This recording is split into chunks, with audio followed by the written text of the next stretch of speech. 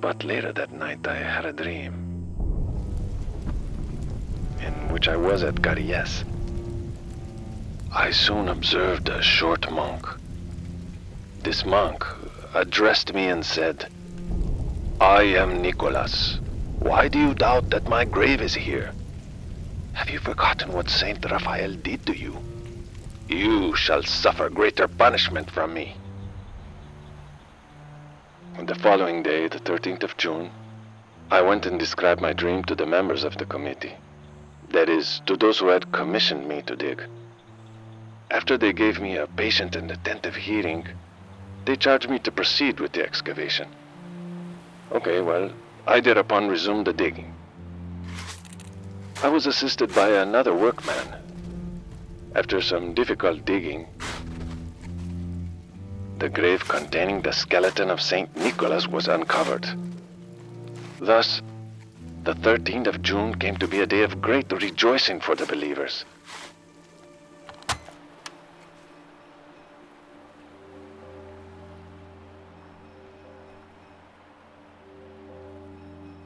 A divine meeting between two souls is about to take place. Nicholas is a young man who was recently sent here by his father to study law. But the young student, enraptured by the perceived freedom of youth, spends most of his time in worldly entertainment and distractions. It's here that he crosses paths with Father Raphael, a monastic who illumines him to another way of living. A way of living that is not of the world. The young Nicholas gradually begins changing his way of life. He's eventually ordained a deacon and begins assisting Father Raphael on the spreading of the gospel in the surrounding cities. So by 1454, the two monks are living and working out their salvation in Macedonia when the Turks invade. Because of this, they flee to the island of Lesvos and settle in the monastery of the Nativity of the Theotokos, where Raphael eventually becomes abbot. Over the next 9 cycles of the church calendar,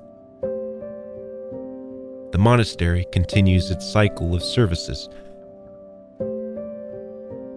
until Holy Thursday, 1463. A young girl runs up to the monastery. "They're coming," she yells. "The Turks are coming to invade the monastery." This is the 12-year-old daughter of the village mayor. Her name is Irene. And just as Irene forewarned, Turkish marauders ascend upon the monastery, capturing not only the fathers but the brave forerunner. They cut off one of her arms and throw it in front of her parents. They place her in a large earthen casket and light a fire underneath. Meanwhile, the monks too are tortured for the next 6 days, from Holy Thursday until Bright Tuesday. They take Father Nicholas's arms and tie them behind his back. They hoist him to a small walnut tree in the monastery's courtyard, beat and stab him day and night. He witnesses the sight of his beloved abbot tied to a tree, his jaw sawed through. Nicholas himself suffers a heart attack. The two give up their soul to the Lord around Bright Tuesday, April 9th, 1463.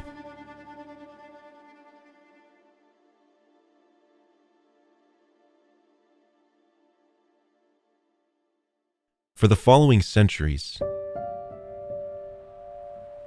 the people of Lesbos returned to the ruins of the monastery. As the years pass, however, the reason for the annual pilgrimage becomes more and more distant, and the life of these holy martyrs nearly forgotten.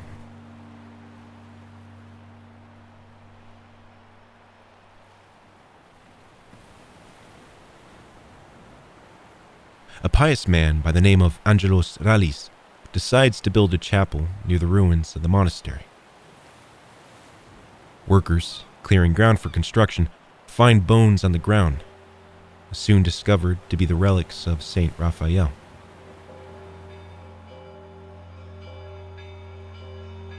Two separate people, Maria and Mercine, see the saint in a dream.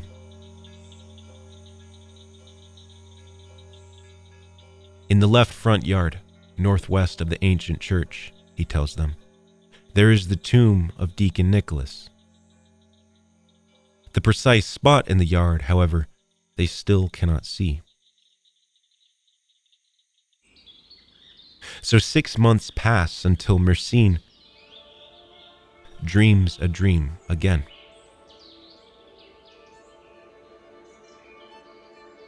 Mercine, St. Raphael says,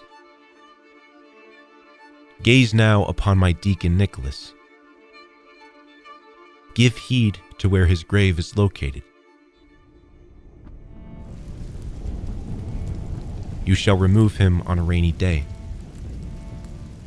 Before waking, she proceeds to see two things: the ground opening up and revealing the exact location of his body,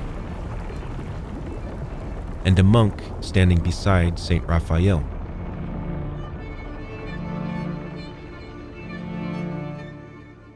Within this time period, other women in the same area dream about this same spot. Veselecki adds, in addition to me, the revelation was made to several inhabitants of Thermi, Maria, as well as the sisters Maria and Mercine, and Virginia, born and raised in Thermi. But we hesitated to recount it to the Metropolitan of Mytilene, and to ask for his permission to commence digging. We were afraid to excavate the area lest the tomb should not be found and we become objects of derision on the part of the unbelievers.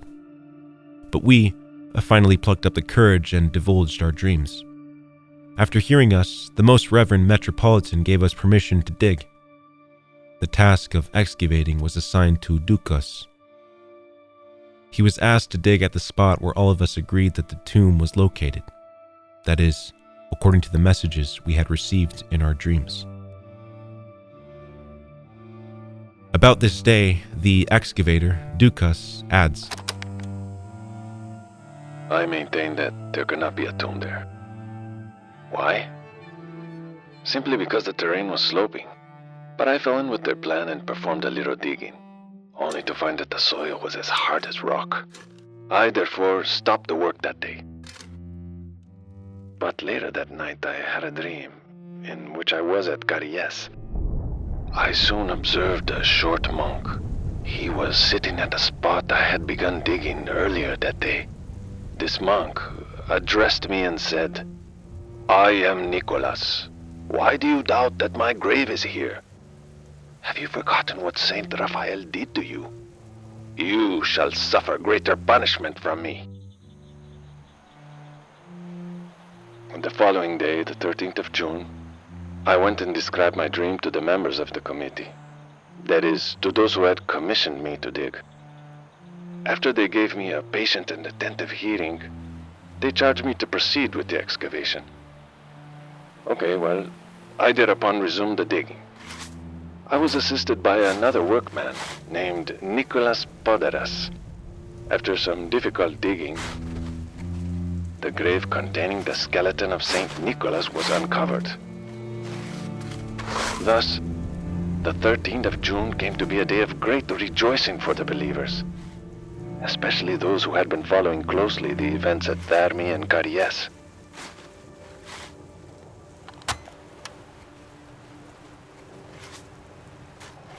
Following the discovery, miracles begin occurring in the area. For one, a partially paralyzed elderly woman comes to venerate the relics and recovers the use of her arm and leg. Another woman is healed from a serious infection. And in one case, a wife simultaneously says a prayer for her husband, suffering from tuberculosis, where, miles away, right before the eyes of his physician, he is instantly healed. A year later, on May 12, 1961, other dreams begin occurring with the citizens, showing the exact location of Irene's grave, where they find her relics and the earthen casket in which she was murdered. On the night of the discovery of the relics of St. Nicholas, the people of Lesvos report hearing church bells in the distance.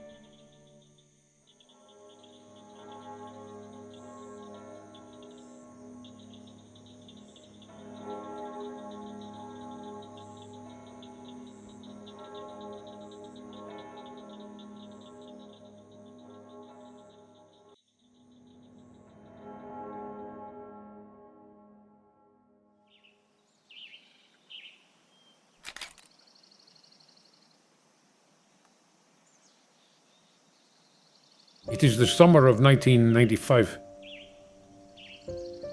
the dawn of July 24th.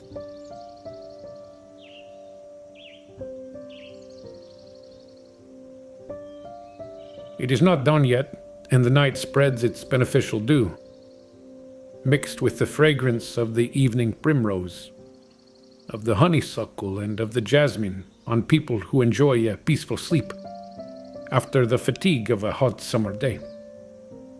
Tired after many exhausting hours of religious, pastoral, social, and intellectual activities, I rest in my room.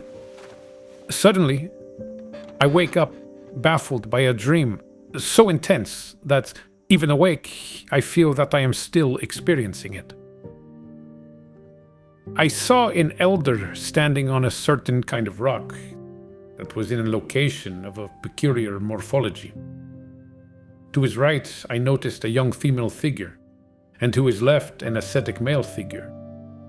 These two figures emitted light rays, creating a bright circle around them. Amazed, I was looking at the complex picture formed by those three figures.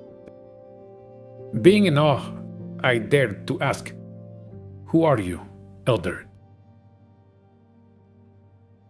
And the elder said, "I am Raphael."